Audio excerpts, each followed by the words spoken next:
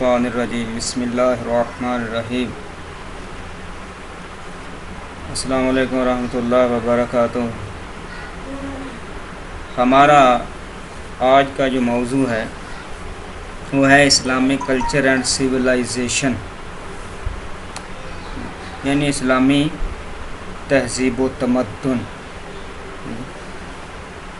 تو تہذیب کا اسلامک تہذیب وہ تہذیب ہے جو الہامی ہے، یعنی اللہ اور اس کے رسول صلی اللہ علیہ وسلم کی طرف سے نازل شدہ ہے۔ اللہ تعالیٰ نے اپنے رسول صلی اللہ علیہ وسلم پر نازل کی اور اللہ کے رسول صلی اللہ علیہ وسلم نے اس پر عمل کر کے عملی طور پر ہمیں دکھایا۔ دنیا کی کوئی تہذیب الہامی نہیں ہے، ساری کی ساری تہذیبیں جو ہے نا وہ سویلائزیشنز اور کلچر وہ سیلف میڈ ہیں، یعنی خود کے بنائے ہوئے ہیں، سوائے اسلامی تہذیب کے کہ یہ جو اسلامی تہذیب ہے یہ الہامی ہے۔ اللہ تعالیٰ کی طرف سے احکامات نازل ہوئے اور پیارے پیغمبر صلی اللہ علیہ وسلم نے ان کی امپلیمنٹیشن کر کے ہمیں بتائی، ان کی ایکسپلینیشن ہمیں کر کے، ٹھیک ہے۔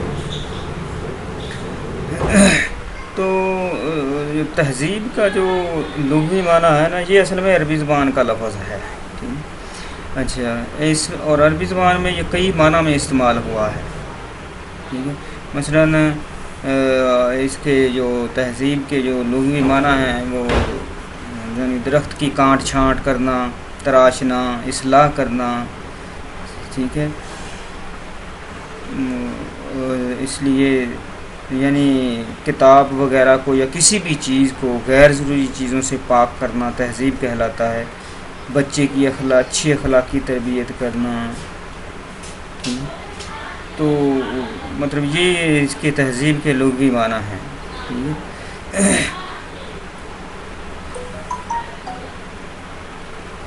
اردو زبان میں جو لفظ تہذیب ہے نا، یہ مطلب کئی معنی میں استعمال ہو جاتی ہے، یعنی اصلاح، صفائی، ذہنی ترقی، زندگی کے مطلب طور طریقے، شائستگی، ادب و تہذیب، تمیز، طرز معاشرت، رہنے سہنے کا طریقہ، بہتری، ترقی، کسی کتاب کی کمپائلیشن درست کرنا، یہ ساری تہذیب کی تعریفیں ہیں۔ اچھا،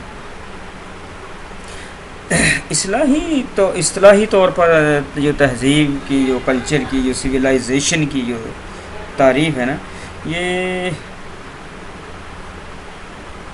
یعنی یورپ میں جب جہالت عروج پر تھی نا، جہالت سے مراد یعنی اس کی وہ اپنے دین اور مذہب سے دور تھے، ٹھیک ہے۔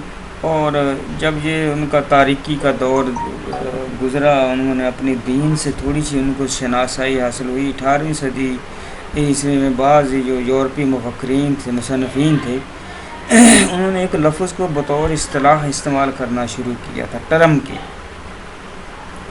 انگریزی زبان میں اس کو یعنی سویلائزیشن کہا جاتا تھا، جبکہ فرانسیسی، جرمن اور دوسری زبانوں میں اس کے اور معنی ہوتے تھے۔ جو سب سے پہلے جو ایک فرانسیسی انٹلیکچوئل تھا، مفکر تھا، دانشور تھا، والٹیئر، تو اس نے یہ اصطلاح استعمال کی تھی سویلائزیشن کی، اور اس کے بعد پھر وہ چلتی رہی اور اس میں وسعت ہی آتی رہی ہے، ٹھیک ہے۔ تو اردو زبان میں اصطلاح تہذیب انگریزی زبان کی اصطلاح سویلائزیشن کے ترجمے کے طور پر مستعمل ہوتی ہے، استعمال ہوتی ہے۔ اس کی کوئی یعنی متفق تعریف نہیں ہے اس کی۔ امریکی ماہرین ہیں دو، امریکی انٹلیکچوئل دانشور اے ایل کاربر اور سلائیڈ کلوکوہن، یہ دو امریکی دانشور ہیں۔ انہوں نے مطلب کلچر کی سویلائزیشن کی 164 ڈیفینیشنز انہوں نے نقل کی ہیں، لیکن ساتھ وہ یہ بھی کہتے ہیں کہ یہ ساری جو تعریفیں ہیں یہ حتمی نہیں ہیں، ان میں بھی مطلب بہتری کی گنجائش موجود ہے، ان سے بھی اور اچھی تعریف ممکن ہے، ٹھیک ہے۔ اچھا، انسائکلوپیڈیا آف امریکانہ میں جو سویلائزیشن کا جو اس میں انہوں نے آرٹیکل لکھا ہے نا، تو اس میں مطلب وہ یوں کہتے ہیں کہ اس بات پر اتفاق کیا جا سکتا ہے کہ اس جو سویلائزیشن کی ٹرمز کا استعمال ہے صرف ان معاشروں میں کیا جائے گا جو بہت منظم اور بڑے ہوں، قدرتی اور انسانی ماحول پر زیادہ قدرت اختیار حاصل ہو۔ ان معاشروں کی نسبت جو چھوٹے بھی ہیں، کمزور بھی ہیں اور ابھی ترقی کے ابتدائی مراحل میں ہیں، ٹھیک ہے۔ اچھا، 19ویں صدی میں ایک برٹش تھا ماہر ایکسپرٹ ٹائلر، اس نے کلچر کی ایک تعریف جو کی، تو اس کے مطابق وہ کہتا ہے کہ کلچر وہ مرکب کل ہے جس میں علم، عقیدہ، آرٹ، اخلاق، قانون، رسم و رواج اور دیگر تمام قابلیتیں اور عادات شامل ہیں جن کا انسان نے معاشرے کے ایک فرد کی حیثیت سے اکتساب کیا ہے۔ پاکستان کے بھی ایک بہت بڑے محقق ہیں، انٹلیکچوئل ہیں، دانشور ہیں، جمیل جالبی صاحب، تہذیب و ثقافت دونوں کے لیے کلچر کی استعمال یہ کہتے ہیں کہ کلچر اور تہذیب یہ ایک ہی معنی میں ہیں، یہ الگ الگ نہیں ہیں، ان کو ایک ہی معنی میں استعمال کرتے تھے، ٹھیک ہے۔ تو مطلب تہذیب کے لیے سویلائزیشن کا لفظ استعمال ہوتا ہے، کلچر کے لیے، تمدن کے لیے کلچر کا لفظ ہوتا ہے، یعنی اسلامی کلچر، اسلامک تمدن، اسلامک سویلائزیشن، اسلامک تہذیب، Islamic culture and civilization, Islamic تہذیب و تمدن۔ اب کلچر کیا ہے؟ تہذیب کا تو ہم نے لوگ اصطلاحی معنی دیکھ لیے، تمدن عربی زبان کا لفظ ہے ایسا، ٹھیک ہے، اور یعنی یہ جیسے مدینہ ہے نا، عربی میں مدینہ شہر کو کہتے ہیں، تو تمدن میں یعنی شہری زندگی، ٹھیک ہے، یعنی شہر والوں کی جو رسم و رواج جس طرح سے وہ کر رہے ہیں زندگی بسر، اس کو تمدن کہا جاتا ہے۔ تہذیب کے لیے یہ سب سے پہلے جو ہے نا ابن خلدون نے اصطلاح استعمال کی تھی اس کی، تمدن کی۔ اردو زبان میں جو تمدن کے جو معنی ہے نا، وہ شہری یعنی زندگی کا مل جل کر رہنا، شائستگی، تہذیب، یہ ساری چیزیں، رہنے سہنے کے خاص طریقے، ٹھیک ہے۔ تو یہ مطلب تمدن کی جو تعریف ہے، اسلامک لٹریچر میں قرآن حکیم اور حدیث شریف میں تہذیب و تمدن اور ثقافت کی اصطلاحیں استعمال نہیں کی گئی، اور ان کے بجائے دین، ملت، شرع یعنی منہاج و شرعیت، یا قرآن پاک میں فلاح کی ٹرم استعمال کی گئی ہے، کیونکہ دین انسان کی تمام ذہنی اور مادی سرگرمیوں کا احاطہ کرتا ہے اور ہر شعبہ زندگی کے لیے رہنما اصول دیتا ہے۔ ابن خلدون نے جو فلسفہ، تاریخ اور عمرانیات کے دو علوم کا بانی ابن خلدون، انہوں نے اس کے لیے یعنی تہذیب و تمدن کے لیے حضارتن کی اصطلاح انہی معنی میں استعمال کی ہے۔ موجودہ دور میں عرب علماء اور جو رائٹرز ہیں وہ تہذیب و تمدن اور ثقافت کے اصطلاحی مفہوم کو ادا کرنے کے لیے یہی لفظ حضارتن ہی استعمال کرتے ہیں۔ چنانچہ حضارت العرب عربوں کی تہذیب اور حضارت العالم دنیا کی تہذیبیں نام کی کتابیں لکھی گئی ہیں بے شمار۔ جو یورپی تھنکرز ہیں، رائٹرز ہیں، وہ سویلائزیشن اور کلچر کو 18ویں صدی میں جو نئے معنی انہوں نے دیے، وہ غالباً انہوں نے ابن خلدون سے ہی مطلب نقل کیے ہیں، جس طرح انہوں نے دیگر علوم مسلمانوں سے حاصل کیے، جس کا اعتراف 18ویں صدی سے لے کر اب تک کوئی یورپی محقق علماء نے واضح طور پر کیا ہے۔ یہ تو ہم ہیں نا کہ کوئی بھی علم ہے یا کوئی بھی مطلب ان کی کوئی انوینشن ہے تو ہم ان کو نام دے دیتے ہیں ان کا، لیکن ہم نے کبھی یہ نہیں دیکھا کہ اس کی بیس کیا ہے۔ ٹھیک ہے،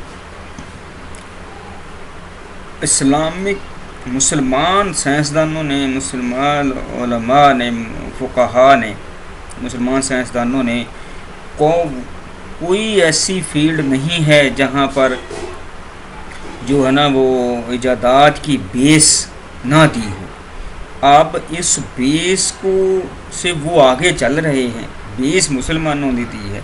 ہم نے تو اپنی مسلمانوں نے اپنی نااہلی کی وجہ سے مطلب وہ بیس سے فائدہ نہیں اٹھا سکے، اور وہ اٹھا رہے ہیں، اور وہ بہت سی مطلب ایسی چیزیں ہیں کہ جو مسلمان اسکالرز نے، سائنسدان، سائنٹسٹ نے ایجاد کی ہیں، لیکن وہ اپنا نام لگاتے ہیں اور ہمیں دے دیتے ہیں، اور ہم آنکھیں بند کر کے ان کو قبول بھی کر لیتے ہیں کہ یہ انہی ہی کا ایک کارنامہ ہے، اور اپنے ہم سائنسدانوں کو کرٹیسائز کرتے ہیں، انہوں نے یورپ والوں نے یہ کیا ہے، مسلمانوں نے یہ کیا کچھ نہیں کیا۔ یہ وہ علامہ اقبال رحمۃ اللہ علیہ جب یورپ کے دورے پر گئے نا تو وہاں انہوں نے مسلمانوں کا کام دیکھا اور پھر یورپ والوں کا کام دیکھا کہ مسلمان سائنسدانوں کا کام، اور وہ اپنا نام اوپر لیبل لگا کر ہمیں دے رہے ہیں۔ تو پھر انہوں نے مطلب ایک شعر کہا تھا کہ مگر وہ علم کے موتی کتابیں اپنے آبا کی، جو دیکھے ان کو یورپ میں تو دل ہوتا ہے سی پارا۔ وہ کہتے ہیں کہ میرا دل دکھتا ہے جب ہم اپنا کام ان کے ہاتھوں میں دیکھتے ہیں اور وہ اپنا نام اور لیبل لگا کر ہمارا کام ہی ہمیں دے دیتے ہیں، اور مشہوری ان کی ہو جاتی ہے، اور ہم خوب ڈنڈورا پیٹتے ہیں کہ یہ ان کی یاد ہے، یہ ہے، وہ ہے۔ ٹھیک ہے، جبکہ ایسا نہیں ہے۔ ٹھیک ہے، تو یہ اسلامی کی جو تہذیب و تمدن ہے نا، یہ دیکھیں کہ اللہ کے رسول صلی اللہ علیہ وسلم نے وحی کے ذریعے ملنے والی ہدایات کے تحت 1450 سال پہلے جزیرۃ العرب میں اپنی جو 23 سالہ جد و جہد کی، نبوت کی، اس میں معاشرہ کی تشکیل کی، معاشرے کی، اس معاشرہ کی جغرافیائی حدود جو ہے نا آپ کے وصال کے یعنی آپ کے دنیا سے جانے کے بعد چند سالوں میں یہ حیران کن طور پر پھیل گئی۔ ایشیا، افریقہ، یورپ، 3 بر اعظموں کے بہت سے حصے اسلامی مملکت میں شامل ہو گئے۔ عمر فاروق رضی اللہ تعالیٰ عنہ کی خلافت جب ان کی شہادت ہوئی ہے نا، حضرت عمر فاروق رضی اللہ تعالیٰ عنہ کی، تو اس وقت ان کی خلافت جتنے علاقے میں تھی، پاکستان جیسے 15 ممالک بنتے ہیں ان کی ایک خلافت میں۔ اندازہ کریں اتنی بڑی خلافت تھی۔ اور حضرت عثمان غنی رضی اللہ تعالیٰ کے دور میں اس میں وسعت ہوئی، علی المرتضیٰ اور حضرت معاویہ رضی اللہ تعالیٰ عنہ کے دور میں تو انہوں نے بہت زیادہ وسعت کر دی۔ حضرت عمر بن عبدالعزیز رحمۃ اللہ علیہ کے دور میں تو آدھے سے زیادہ دنیا پر مسلمانوں کی خلافت تھی۔ ٹھیک ہے، نبی اکرم صلی اللہ علیہ وسلم کے لائے ہوئے دین اسلام کے مطابق مسلمانوں نے ایک انتہائی شاندار اور عظیم الشان تہذیب قائم کی تھی، جسے اسلامی تہذیب کا نام دیا جاتا ہے۔ اس یعنی شان و شوکت والی تہذیب نے پوری دنیا پر نہایت مثبت اثرات ڈالے اور تہذیب انسانی کے ارتقاء میں بہت مؤثر کردار ادا کیا تھا۔ یعنی کردار ہی اس کا تھا، اسلامی تہذیب کا لحاظ۔ ہم گزشتہ چند صدیوں سے مغربی جو قوم ہیں، جو یورپ والے لوگ ہیں، انہوں نے علم، فقہ، تکنیک میدانوں میں بہت سی جو ہے نا وہ حیرت انگیز ایجادات کی ہیں، اور جس نے انسانی تہذیب کو اور بھی مطلب 4 چاند لگائے ہیں۔ اس کی بنیاد بلا شک شبہ اسلامی تہذیب، یعنی بیس تو مسلمانوں نے دی ہے نا، جو اب وہ اس کو آگے ترقی دے رہے ہیں، بلندی پر لے جا رہے ہیں، لیکن بہرحال بیس اسلام نے دی ہے، مسلمانوں نے دی ہے۔ ٹھیک ہے، تو یہ اسلامی تہذیب ہم تو یعنی بھاگتے ہیں نا ان کے پیچھے، جو مغربی تہذیب کے پیچھے، کہ وہ بھلے کتنی بھی بری کیوں نہ ہو، کوئی بھی ایسے ہی کوئی الٹا سیدھا رواج نکل آئے تو ہم آنکھیں بند کر کے اس کو فالو کرنے میں فخر محسوس کرتے ہیں، اسلامی تہذیب اپنی کو چھوڑ دیتے ہیں، مطلب پینٹ شرٹ ٹائی. اب یہ ان کی تہذیب ہے، اسلام کی تہذیب نہیں ہے. ہم اسلام کی تہذیب کیا ہے؟ شلوار قمیص جو سنت لباس ہے، ٹھیک ہے، تہمت.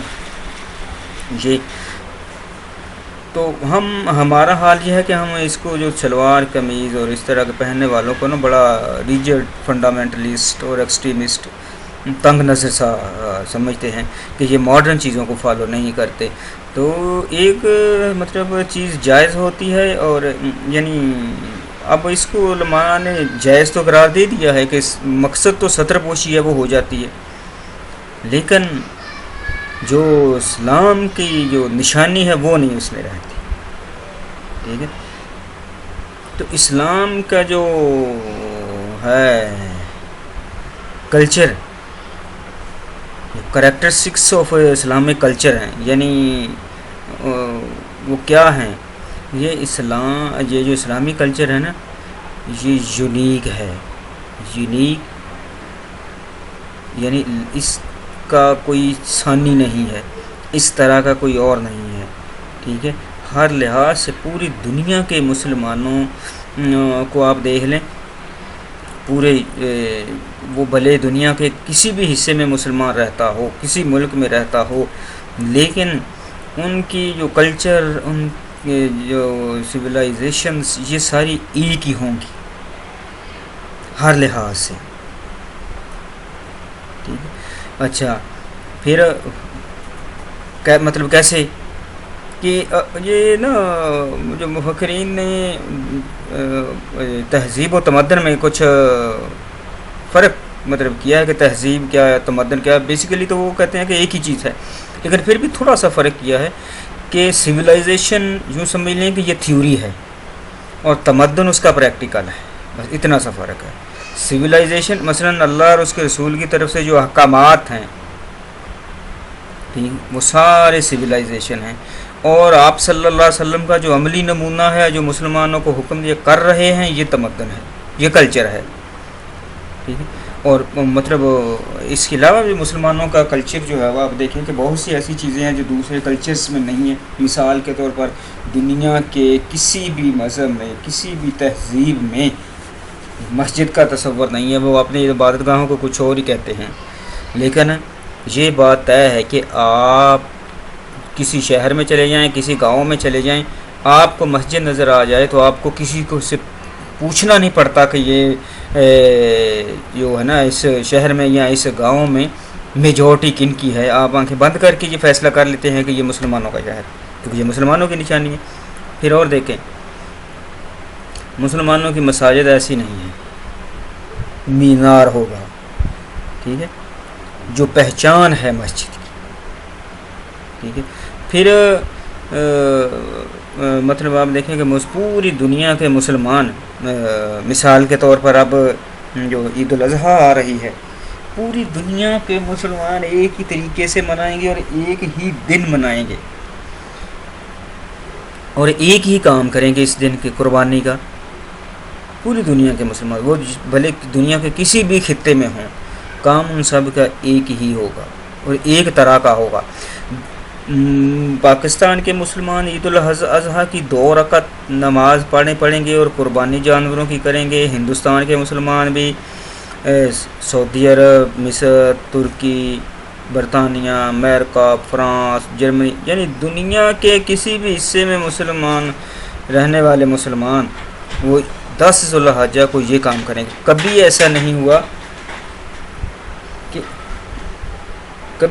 نہیں ہوا کہ کسی ملک کے مسلمانوں نے 10 ذو الحجہ سے یعنی پہلے ہی کر لیا ہو، قربانی کر لی ہو کہ چلیں قربانی کرنی ہے اللہ کے راستے میں جب بھی کر لی. نو، وہ ویٹ کرتے ہیں. کیوں؟ یہ مسلمانوں کا شعار ہے، یہ مذہبی شعار ہے، یہ اسلامک سویلائزیشن کا حصہ ہے. عید الفطر ہے، رمضان کے بعد عید الفطر، یعنی جو مسلمانوں کے فیسٹیولز ہیں سارے، جو وہ ہماری تہذیب ہیں، ہمارے کلچر کا حصہ ہیں. یہودی روزے رکھتے ہیں، اس کے بعد وہ کوئی عید نہیں مناتے. ہندوؤں میں روزے کا تصور ہے، بعد میں کوئی عید نہیں کرتے. عیسائیوں میں روزے کا تصور ہے، بعد میں عید نہیں کرتے.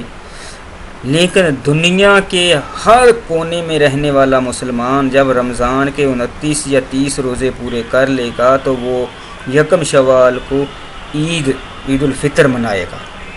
نہ وہ اس سے پہلے کرے گا، نہ وہ اس کے بعد کرے گا، کیونکہ حکم یہی ہے. یہ ہماری پھر یعنی اس طرح کے اور بھی بہت سے آ جاتے ہیں. لیلۃ القدر آ جاتی ہے. یہ ہمارے مطلب فیسٹیولس ہیں، تہوار ہیں جو منائے جاتے ہیں. پھر شب معراج ہے، آ جاتی ہے. اللہ کے رسول صلی اللہ علیہ وآلہ وسلم کو معراج ہوئی ہے اس میں. ٹھیک ہے. تو یہ ساری جو چیزیں ہیں نا، یہ مطلب جو مسلمانوں کی زندگیوں پر اثر ڈالتی ہیں اور بہت گہرا اثر ڈالتی ہیں. تو مسلم کلچر اور تہذیب کے مطابق آپ دیکھیں، شادی ہے، یہ اسلامی تہذیب کا حصہ ہے، مذہب کا حصہ ہے. ہندوؤں میں شادی کا اور طریقہ ہے، یہودیوں میں شادی کا اور طریقہ ہے، عیسائیوں میں شادی کا اور طریقہ ہے. ٹھیک ہے. سکھوں میں اور ہے. یعنی یہ علیحدہ علیحدہ ہر تہذیب کا علیحدہ علیحدہ طریقہ ہے. ٹھیک ہے. اس کا شادی کا. لیکن مسلمانوں کا کیا ہے؟ 3 چیزیں: ایجاب و قبول، حق مہر، 2 گواہ. بس یہ کافی ہیں شادی کے لیے. باقی جو جتنے بھی رسم و رواج ہیں، یہ اس کا اسلام سے تو ہماری تہذیب سے کوئی تعلق نہیں ہے. یہ تو ہم نے چونکہ ہندوؤں کے ساتھ بہت عرصہ رہے ہیں، ہندوؤں سکھوں کے ساتھ، تو وہاں سے ہم نے ان کا دیکھا دیکھی ہم نے بھی شروع کر دی. یہ بارات اور یہ مہندی اور یہ گانا اور یہ بہت کچھ، لیکن اسلام کا اس سے کوئی تعلق نہیں ہے. ٹھیک ہے.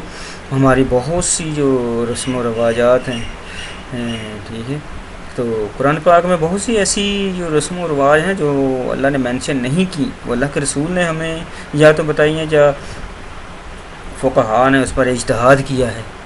ٹھیک ہے. تو یہ مطلب ساری جو ہے نا اسلامی تہذیب کے متعلق جو ہے، یہ اسلامی ہے، اسلامی کلچر. اچھا. اور یہ اسلامی تہذیب کلچر کے جو کریکٹرسٹکس ہیں یہ ہمارے سامنے آ گئے. ٹھیک ہے. اب ہم نے دیکھنا ہے کہ مطلب اسلامی تہذیب تمدن کا، اسلامی کلچر اینڈ سویلائزیشن کا آپ دوسرے یورپین سویلائزیشن سے یا یورپین کلچر سے آپ کمپیئر نہیں کر سکتے. کیوں نہیں کر سکتے؟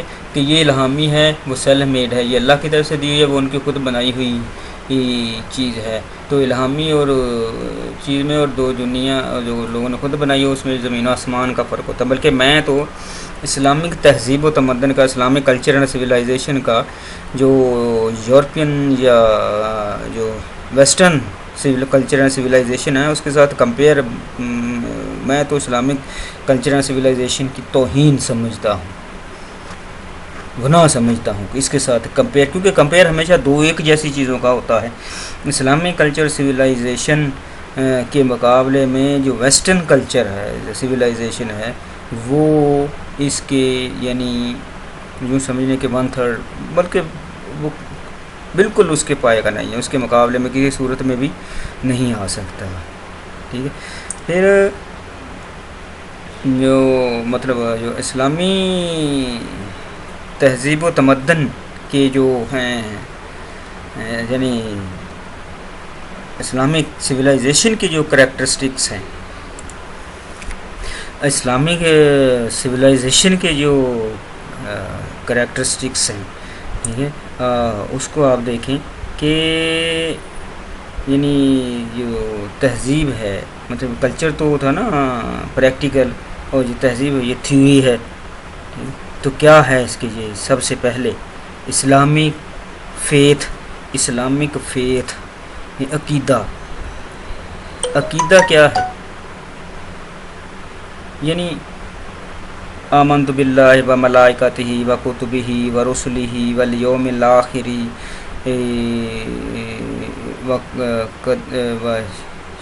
قدر ہی و شر من اللہ تعالی والبعث بعد الموت، یعنی اللہ پر، رسولوں پر اور کتابوں پر، فرشتوں پر ایمان اور اچھی بری تقدیر پر ایمان. یہ تو ہو گیا. یعنی اللہ پر ایمان کیا لانا ہے؟ اللہ ایک ہے، کوئی شریک نہیں. رسولوں پر کیا ایمان لانا ہے؟ اللہ کے رسول پر ایمان لانا ہے کہ یہ آخری پیغمبر ہیں، برحق ہیں، خاتم النبیین ہیں، ان کے بعد کوئی نبی نہ آیا ہے نہ آئے گا. جو نبوت کا دعویٰ کرے گا وہ جھوٹا. پہلے جو انبیاء گزرے ہیں وہ اپنے اپنے یعنی زمانے میں اللہ نے ان کو بھیجا اپنی قوم کی طرف. انہوں نے اپنی قوم کو اللہ کا پیغام 100% صحیح پہنچا دیا. ٹھیک ہے.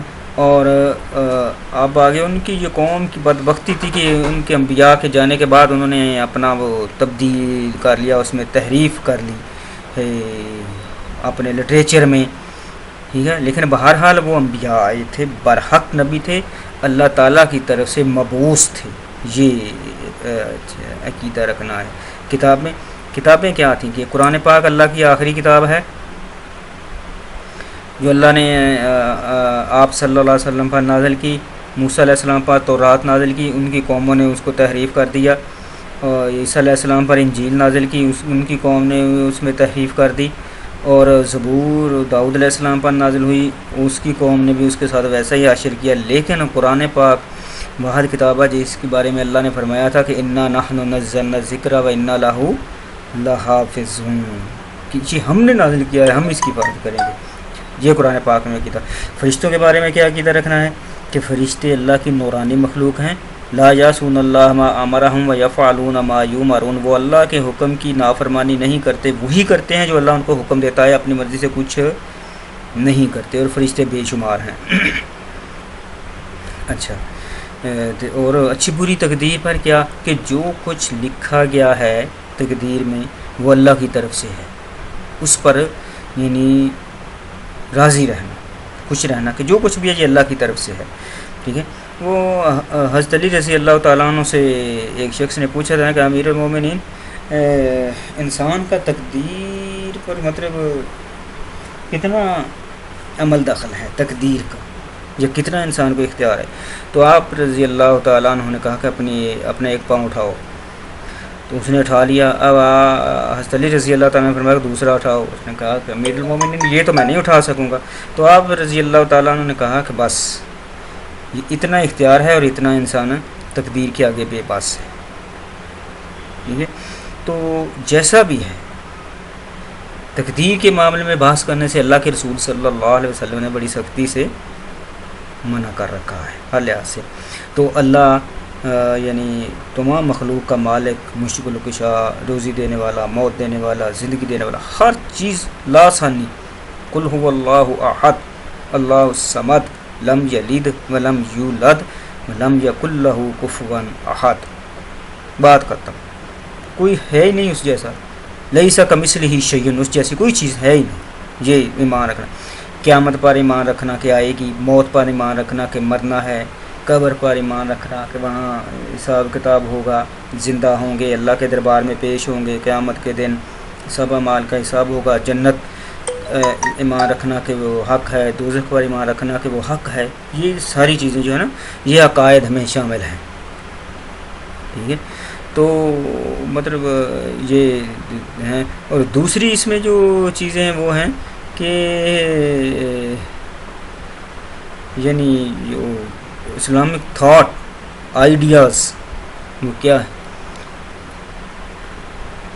یعنی کریکٹرسٹکس آف اسلامک سویلائزیشن کا جو نمبر 2 ہے وہ ہے آئیڈیاز، اسلامک آئیڈیاز.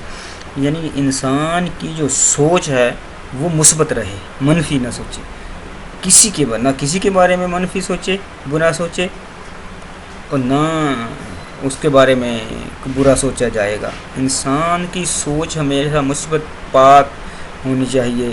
اس کے جو نظریات خیالات ہیں وہ جو ہے نا وہ پاک صاف ہونے چاہیے، پاکیزہ ہونے چاہیے، صاف ستھرے ہونے چاہیے. بغض، حسد، کینہ، نفرت سے جو ہے نا وہ پاک ہونے چاہیے.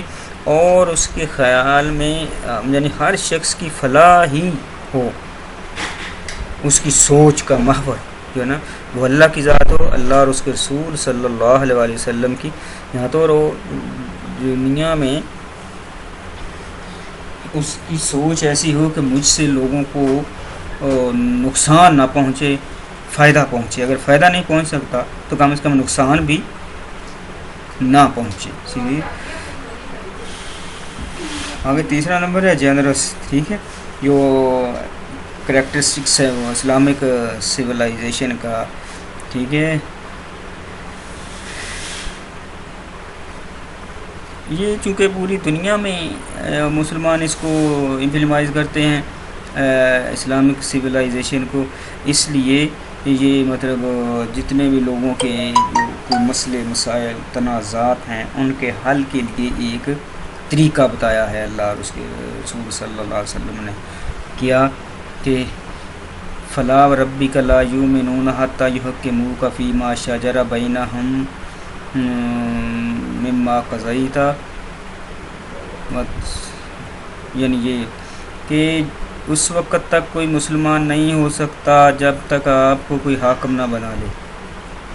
تو یہ اسلامی تہذیب ہے کہ کوئی بھی جھگڑا ہے دنیاوی ہو دینی ہو تو رجوع آپ صلی اللہ علیہ وسلم کی ذات اقدس کی طرف کرنا ہے، یعنی قرآن و سنت اور حدیث سے اس کا آپ کو جو مل جائے گا حل سارا.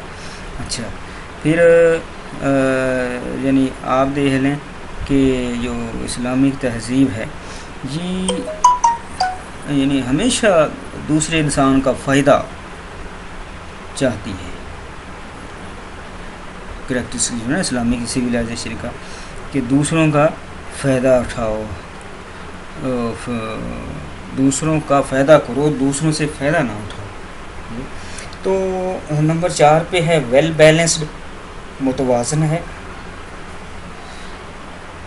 یہودی تہذیب میں افراط بہت ہے، یعنی تفریط، یعنی انہوں نے ہر ایک کو اپنے مذہبی لٹریچر کو اپنے انبیاء کو اتنا کرٹیسائز کیا کہ یوں ان کا جو لٹریچر ہے وہ بھی ختم، اور ان سے جو ان کے انبیاء تھے انہوں نے اتنی ان کی شان بٹائی کہ اللہ معاف کرے.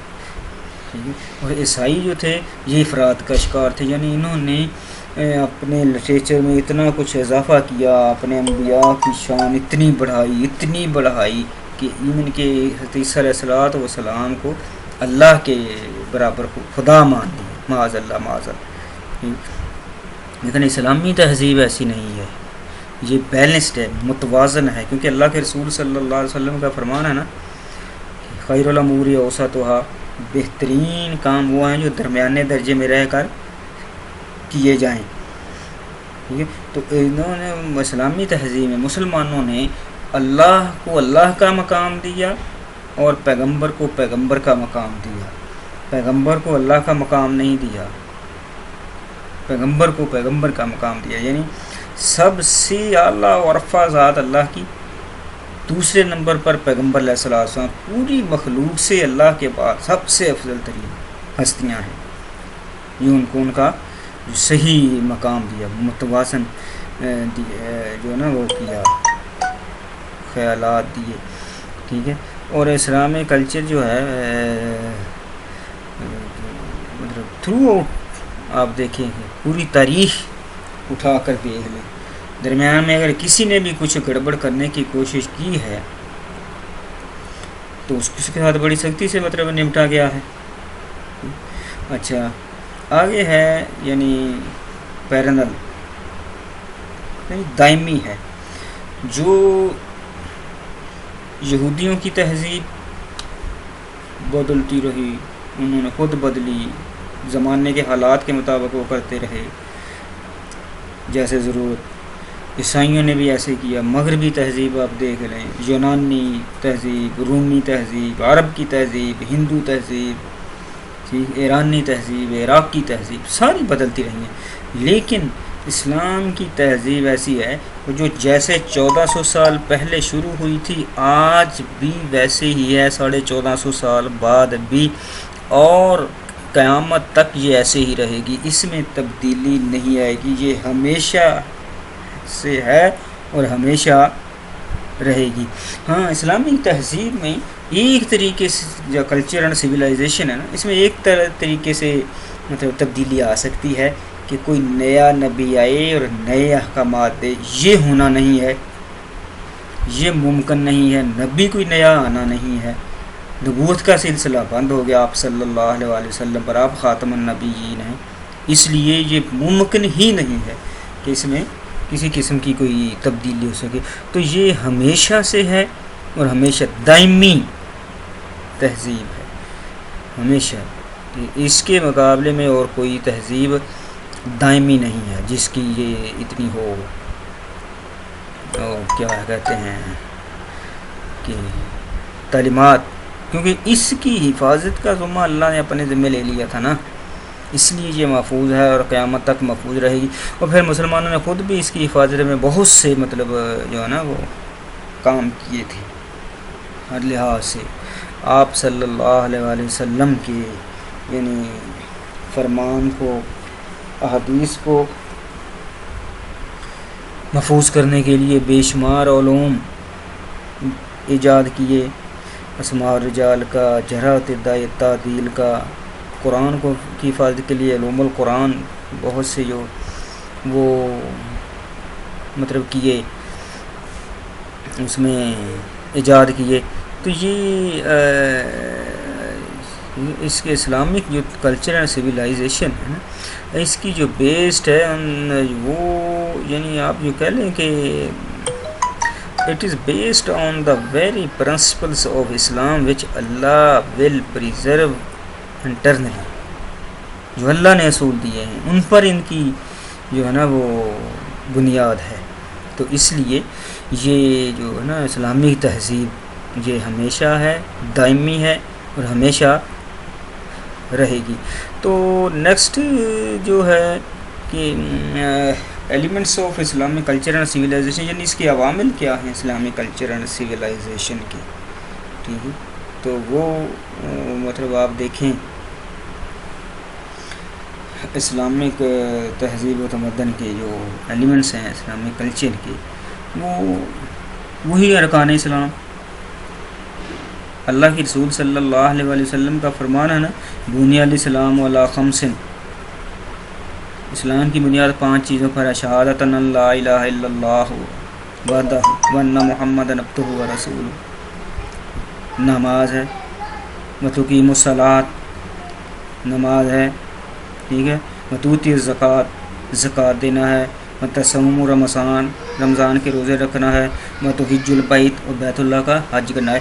یہ عوامل ہیں، یہ ہیں elements Islamic culture and civilization کے۔ اب یہ سارے کے سارے الہامی ہیں، اللہ کی طرف سے نازل شدہ ہیں، اور اللہ کے رسول صلی اللہ علیہ وسلم نے ان پر عمل کر کے دکھایا ہے۔ یہ گواہی دینی ہے اس بات کی کہ اللہ کے سوا کوئی اور معبود نہیں ہے اور محمد اللہ کے رسول ہیں، اس بات کی گواہی دینی ہے۔ پھر نماز پڑھنی ہے، 5 وقت کی نماز جو اللہ نے کی ہے، اور عبادت صرف اللہ کی، کوئی عبادت کی اور لائق نہیں ہے۔ 5 میں دن میں 5 مرتبہ نماز پڑھنی ہے، زکوٰۃ دینی ہے۔ قرآن پاک میں جہاں نماز کا ذکر آیا اللہ نے فوراً نماز کا ذکر آیا اللہ نے فوراً زکوٰۃ کا ذکر بھی کیا ہے، یہ بھی فرض ہے۔ رمضان کے روزے رکھنے ہیں، جب بھی رمضان آئے گا اس کے روزے فرض ہیں۔ شہر رمضان الذی انزل فیہ القرآن فمن شاہد منکم الشہر فلیصمہ، جو رمضان کے مہینے کو پائے تو وہ اس میں روزے رکھے۔ حج بیت اللہ کرنا ہے، یہ یعنی اللہ کی طرف سے فرض ہے۔ 5 جو عوامل تہذیب کے، تمدن کے، ٹھیک ہے۔ اس کے بعد آپ دیکھیں کہ آپ صلی اللہ علیہ وسلم نے جو کیا، جیسے وہ پہلے وہ کرتے آئے ہیں نا کہ اسلامک جو کلچرل ایلیمنٹس ہیں نا، ان کا مطلب ایک یہ بھی ہے، اس کا ایلیمنٹ ہے کہ اسلامی تہذیب کے جو عمل میں اس میں دوسرا جو بڑا ایلیمنٹ ہے وہ ہے کہ اسلام نے جو کنسیپٹ دیا ہے نا کہ للہ ما فی السماوات و ما فی الارض، جو کچھ زمینوں اور آسمانوں میں ہے وہ اللہ ہی کے لیے ہے، اور سب کو لیے کو اللہ تعالیٰ نے انسان کے لیے مسخر کر دیا، تابع کر دیا۔ پھر اللہ تعالیٰ نے قرآن پاک میں فرمایا کہ وَلَقَدْ كَرَّمْنَا بَنِي آدَمَ وَحَمَلْنَاهُمْ فِي الْبَرِّ وَالْبَحْرِ، سورہ بنی اسرائیل میں ہے کہ ہم نے بنی آدم کو، آدم کی اولاد کو عزت دی اور اس کو خشکیوں اور تریوں میں، سمندروں میں اٹھایا، خلافت دی اللہ نے۔ سارے ایلیمنٹس ہیں نا۔ وَإِذْ قَالَ رَبُّكَ لِلْمَلَائِكَةِ إِنِّي جَاعِلٌ فِي الْأَرْضِ خَلِيفَةً، فرشتوں سے اللہ نے کہا تھا کہ میں وہ نا بنانے جا رہا ہوں خلیفہ، تو انہوں نے کیا کہا تھا؟ قَالُوا أَتَجْعَلُ فِيهَا مَن يُفْسِدُ فِيهَا وَيَسْفِكُ الدِّمَاءَ، اس کو خلیفہ بنائے گا جو فتنہ فساد کرے گا۔ وَنَحْنُ نُسَبِّحُ بِحَمْدِكَ وَنُقَدِّسُ لَكَ، ہم آپ کی تسبیح و تہذیب بیان کر رہے ہیں۔ تو اللہ تعالیٰ نے فرمایا قَالَ إِنِّي أَعْلَمُ مَا لَا تَعْلَمُونَ، جو مجھے پتہ ہے نا، جو میں جانتا ہوں وہ آپ نہیں جانتے۔ اور پھر اللہ نے زمین پر جو خلافت دی وہ ایسے نہیں دی، وَعَلَّمَ آدَمَ الْأَسْمَاءَ، آدم علیہ السلام کو نام سکھائے۔ فرمایا ثُمَّ عَرَضَ عَنْهُمُ الْمَلَائِكَةَ، پھر فرشتوں پر پیش کیا، فَأَنبِئُونِی ہَؤُلَاءِ، فرشتوں سے کہا ان چیزوں کے نام بتاؤ۔ تو انہوں نے کیا کہا؟ قَالُوا سُبْحَانَكَ لَا عِلْمَ لَنَا إِلَّا مَا عَلَّمْتَنَا وَإِنَّكَ أَنْتَ الْعَلِيمُ الْحَكِيمُ، ہمیں تو نہیں پتہ، جو کچھ آپ نے علم دیا بس اتنا ہی ہے، اس سے زیادہ نہیں ہے۔ تو آدم علیہ السلام سے پوچھا، انہوں نے بتا دیا۔ تو اسلامی کلچر اور سویلائزیشن کے جو ایلیمنٹس میں نا، ایک بات سب سے بڑی یہ ہے کہ یہاں پر آپ کو جو اپنی سوچ کی اور اپنے عمل کی آزادی ہے، اور یہ آزادی یعنی اللہ اور اس کے رسول صلی اللہ علیہ وسلم کے بنائے ہوئے اصولوں اور قوانین اور لیمٹس کے اندر ہے۔ ایسے شترے بے مہار نہیں چھوڑا انسان کو کہ جس کا جو دل کرتا ہے وہ کرتا رہے، نو، جو عمل یہاں کیا ہے اس کا جواب دہ بھی ہونا پڑے گا۔ اس لیے اللہ تعالیٰ نے قرآن پاک میں فرمایا ہے نا کہ اِنَّا عَرَضْنَا الْأَمَانَةَ عَلَى السَّمَاوَاتِ وَالْأَرْضِ وَالْجِبَالِ فَأَبَيْنَ أَن يَحْمِلْنَهَا وَأَشْفَقْنَ مِنْهَا وَحَمَلَهَا الْإِنسَانُ إِنَّهُ كَانَ ظَلُومًا جَهُولًا، ہم نے امانت یعنی جو تھی اپنی وہ آسمانوں اور زمینوں اور پہاڑوں پر پیش کی تو انہوں نے انکار کر دیا اٹھانے سے، اور ڈر گئے۔ وَأَشْفَقْنَ مِنْهَا، اس سے ڈر گئے۔ وَحَمَلَهَا الْإِنسَانُ ذَانِتْ، اس کو امانت کو اٹھا لیا۔ انہ کان ظلوما جہولا، یہ جاہل بھی ہے اور ظالم بھی ہے۔ جاہل اس لیے ہے کہ اس کو یہ پتہ نہیں تھا کہ یہ امانت کے تقاضے کیا ہیں، ٹھیک ہے، اور ظالم اس لیے ہے کہ یہ امانت بہت بڑی تھی، ایسے ہی آنکھیں بند کر کے ہاں کر دی۔ پھر اسلامی کلچر اینڈ سویلائزیشن کے ایلیمنٹس میں سے ایک سب سے بڑا کہ اللہ نے قرآن پاک میں فرمایا کہ انما المؤمنون اخوۃ، سارے مسلمان آپس میں بھائی بھائی ہیں۔ جی، اللہ کے رسول کا فرمان بھی ہے المسلم اخو المسلم، مسلمان کا بھائی ہے۔ اچھا، پھر یعنی اللہ تعالیٰ نے نا انسان کو جو دیے ہیں سارے احکامات، جس کو ہم اسلامک کلچر اینڈ سویلائزیشن کا نام جو دے دیتے ہیں، ٹھیک ہے، ان کو ہم نے یعنی ڈسکس کر لیا۔ اب تھوڑا سا ہم دوسری طرف بھی آ جاتے ہیں کہ جو مغربی تہذیب ہے وہ کیا ہے۔ علامہ اقبال رحمۃ اللہ علیہ نے مغربی تہذیب کے بارے میں یہ کہا تھا نا، فساد قلب و نظر ہے فرنگ کی تہذیب کہ روح اس مدنیت کی رہ سکی نہ عفیف، کہ جو مغرب کی تہذیب ہے یہ فساد قلب و نظر ہے، آنکھ کے لیے بھی فتنہ فساد اور دل کے لیے بھی فتنہ فساد، یعنی سراسر گمراہی ہے۔ علامہ اقبال رحمۃ اللہ علیہ نے چونکہ بہت عرصہ یورپ میں گزارا تھا، ان کی تہذیب کو قریب سے دیکھا تھا، اس لیے انہوں نے یہ بات کہی تھی اپنے مشاہدے کی بیس پر۔ علامہ اقبال رحمۃ اللہ علیہ مغربی تہذیب کو وحشیانہ تہذیب کہا کرتے تھے، تو آپ نے اس کی مغربی تہذیب ہی کے بارے میں کہا ہے کہ حالت نزع میں ہے فرنگ کی تہذیب، یعنی نزع کی حالت میں، اب وہ قریب المرگ ہے مغرب کی تہذیب جو ہے۔ اور پھر مغرب کی تہذیب آپ دیکھ لیں کہ ہم پتہ نہیں کیوں اس کے پیچھے آنکھیں بند کر کے ہم کر رہے ہیں، چھوڑے جا رہے ہیں اسلاف، ہمارا سب کچھ ہے وہ الہامی اور کتنا اچھا سب کچھ اللہ اور اس کے رسول صلی اللہ علیہ وسلم کی طرف سے دیا ہوا ہونے کے باوجود بھی ہم پتہ نہیں کیوں مغربی تہذیب کے پیچھے دوڑے جا رہے۔ سید ابو الحسن علی ندوی رحمۃ اللہ علیہ جو ہے نا، وہ اپنی ایک کتاب میں مغربی تہذیب کی جو پیروی ہے اس کے نتائج پر بات کرتے ہیں کہ یعنی مغربی تہذیب، اسلامی تہذیب کو چھوڑ کر مسلمان بھی مغربی تہذیب کے پیچھے بھاگ رہے ہیں، تو اس کا نتیجہ کیا نکلا ہے، ٹھیک ہے۔ تو ان کے مطابق اجتماع و معاشرت اور سوشل زندگی میں مغربی طریقوں کی پیروی اور ان کے اصول زندگی اور طرز معاشرت کو قبول کر لینا اسلامی معاشرہ میں بڑے دور رس نتائج رکھتا ہے۔ یعنی جو علامہ اقبال رحمۃ اللہ علیہ نے کہا تھا کہ فساد قلب و نظر ہے فرنگ کی تہذیب، یعنی اس تہذیب میں ولگرٹی اور یعنی فحاشی پتہ نہیں کیا کیا کچھ ہے، تو ظاہر ہے اس سے نظر بھی کا فساد بھی ہوگا اور اس سے دل بھی جو ہے نا وہ غلط ہو جائے گا۔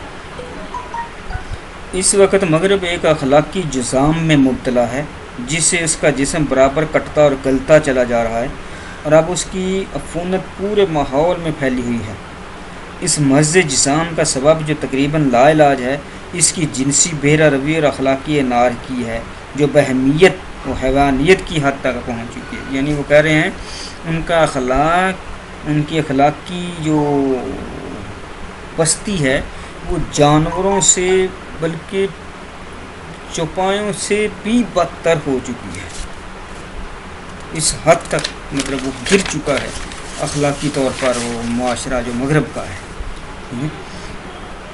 لیکن اس کیفیت کا بھی حقیقی و اولین سبب عورتوں کی حد سے بڑی ہوئی آزادی، مکمل بے پردگی، مرد و زن کا غیر محدود اختلاط۔ یعنی آپ دیکھیں یورپ مغربی تہذیب میں یہ عورت کے لیے کپڑے وغیرہ کا کوئی کنسیپٹ ہے ہی نہیں، کیونکہ اسلام تو ایسا نہیں کہتا، ہماری تہذیب تو نہیں اس کی اجازت دیتی۔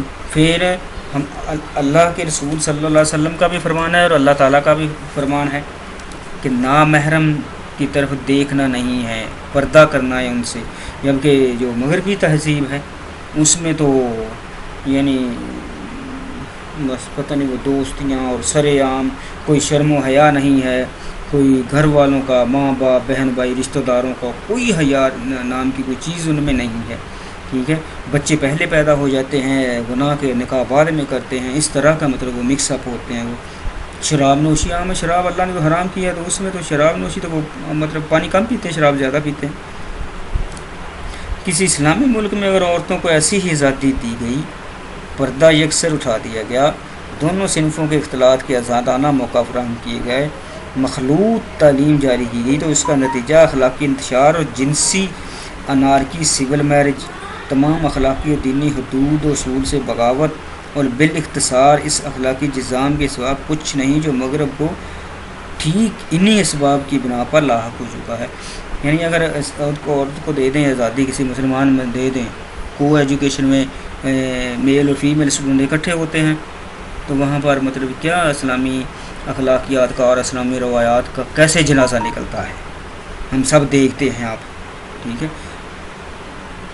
عورت کو اپنے ماں باپ کا، گھر والوں کا، رشتہ داروں کا، اپنی عزت کا کوئی خیال نہیں ہوتا، اور لڑکوں کو اپنی مطلب مردوں کو اپنی عزت کا خیال نہیں ہوتا جو جہاں پر کو ایجوکیشن ہے. اسلامی ملکوں میں جہاں مغربی تہذیب کی پرجوش نقل کی جا رہی ہے نا، جہاں پردہ بالکل اٹھ گیا ہے، میرا جسم میری مرضی، جہاں یہ بکواس شروع ہو چکی ہے، مرد و زن کے اختلاط کے آزادانہ موقع حاصل ہیں، بے فکر گھومتے پھرتے ہیں پارکوں میں. پھر صحافت، سینما، ٹیلی ویژن، لٹریچر حکمران طبقہ کی زندگی اس کی ہمت افزائی بلکہ رہنمائی کرتی ہے. کیونکہ اللہ کے رسول کا فرمان ہے نا کہ الناس علی دین ملوکہم، کہ لوگ اپنے بادشاہوں کے مذہب پر ہوتے ہیں. ٹھیک ہے. تو یہاں کے حکمران ہی ایسے ہوں بد کردار، تو لوگوں میں بد کرداری پھیلنی ہی پھیلنی ہے، ہر صورت میں پھیلنی ہے. کیونکہ اللہ کا قرآن پاک میں فرمان ہے اور اللہ کے رسول کا فرمان ہے کہ جس طرح کی قوم ہوتی ہے اسی طرح کے حکمران اس پر مسلط کر دیے جاتے ہیں. قوم کا مزاج نیک ہوگا، نیک اور صالح حکمران آئیں گے. قوم کا مزاج بد کردار ہوگا تو بد کردار حکمران ان پر مسلط کیے جائیں گے. ٹھیک ہے. تو علامہ اقبال رحمۃ اللہ علیہ نے جو ہے نا مغرب کی پیروی کی رٹ لگائے ہوئے، ان کی بھی اچھی خاصی یعنی کلاس لی ہے، جو کہتے ہیں کہ یعنی مغرب کو ہم نے فالو کرنا ہے. انہوں نے فالو کرنے کا میدان بتایا بھی ہے کہ کن چیزوں میں ہم فالو کر سکتے ہیں، لیکن آنکھیں بند کر کے نہیں. ایسے لوگ جو مغربی تہذیب کے دل دادا ہیں، علامہ اقبال رحمۃ اللہ علیہ نے ان کے بارے میں کہا ہے، لیکن مجھے ڈر ہے کہ یہ آوازہ تجدید مشرق میں ہے تقلید فرنگی کا بہانہ. یہ علامہ اقبال رحمۃ اللہ علیہ فرما رہے ہیں. ٹھیک ہے. تو آپ دیکھیں کہ جو مطلب اسلامی تہذیب کا اور جو مغربی تہذیب ہے اس کا جو سارا کچھ جو ہے نا وہ ہمارے سامنے آ تو گیا ہے. اب اس کو ہم نے دونوں کو دیکھنا ہے کہ ہم جو کر رہے ہیں وہ کس حد تک صحیح ہے، آیا ہمیں ایسا کرنا چاہیے یا نہیں. کیونکہ علامہ اقبال رحمۃ اللہ علیہ مغربی تہذیب کو بہت کرٹیسائز کرتے ہیں، ان کے بہت بڑے ناقد ہیں، بہت تنقید کی ہے انہوں نے. اور جو مغرب کی دلالی لوگ کرتے ہیں مغربی تہذیب والوں کی، تو ان کو بھی علامہ اقبال رحمۃ اللہ علیہ نے آڑے ہاتھوں لیا ہے. ٹھیک ہے. تو مطلب اب کوئی مولوی اگر اس طرح کی بات کرے، مغرب پر تہذیب پر تنقید کرے، تو اس کو تو فنڈامنٹلسٹ، ایکسٹریمسٹ، یعنی ریجر کیا کیا کچھ کہہ دیا جاتا ہے. اب اقبال جیسا بندہ جب اس پر تنقید کر رہا ہے نا، تو اٹ مینس کہ دیر از سم تھنگ رانگ، کہ وہ ضرور غلط ہے. جو اقبال جیسا آدمی بھی اس پر کیوں.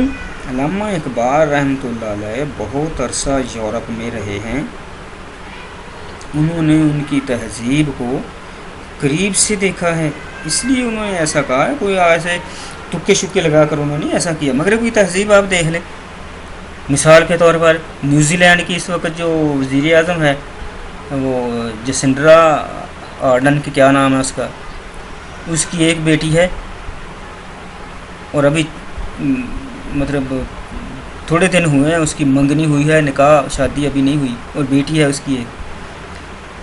یہ ہے مغرب کی تہذیب. تو یہ تہذیب کسی طور بھی یعنی انسانی تہذیب بھی نہیں کی، جانوروں کی تہذیب بھی شاید ایسی نہ ہو. وحشیانہ تہذیب، ویلگر، آوارہ، بیہودہ بل. تو یہ مطلب ایسی تہذیبوں کا، ایسی بات کا اسلام کے ساتھ اس کا کوئی دور کا بھی تعلق نہیں ہے. تو یہ ہمارا آج کا جو موضوع تھا، اسلامی تہذیب و تمدن، اسلامی کلچر اینڈ سویلائزیشن. تو اس کے بارے میں ہم نے وہ اسلامک پوائنٹ آف ویو سے بھی بات کی ہے ڈیٹیل سے، اور جو ہے پھر مغربی تہذیب کا بھی تھوڑا سا جائزہ لیا ہے. تو علامہ اقبال رحمۃ اللہ علیہ نے بھی اس کو کرٹیسائز کیا ہے. تو یہ ہمارا یعنی آج کا موضوع تھا کہ اسلامی کلچر اینڈ سویلائزیشن. تو امید ہے کہ یہ جو جتنا بھی جو گفتگو ہے نا یہ سننے والوں کے لیے انتہائی وہ فائدہ مند ثابت ہوگی. السلام علیکم ورحمۃ اللہ وبرکاتہ.